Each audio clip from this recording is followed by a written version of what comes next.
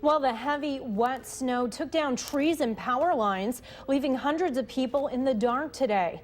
NBC26 video journalist Brian Miller is live in Ashwaubenon with more on that story.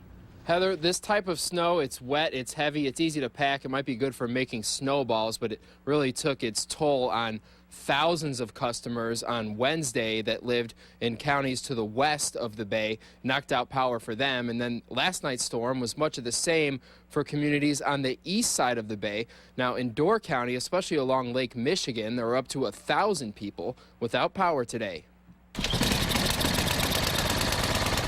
Door County folks are used to snowstorms, but snow like this has been rare this winter. No, there's nothing. The storm's blizzard-like conditions snapped branches and downed lines in several communities along the lakeshore, leaving hundreds without electricity. The power outage here did damage to the lines and the trees and everything, so yeah, very wet, heavy snow. WPS had to call in additional crews when snow began to melt on evergreen branches like this one, causing even more power outages. I found all of this. So. Dominic Zanfordino of Illinois is visiting his Door County property, something he hasn't had to do as much this winter. Typically, we're worried about branches and power lines and what might be happening with the furnaces and the pumps and that sort of thing. So this year has actually been sort of a pleasure not to have to worry about that.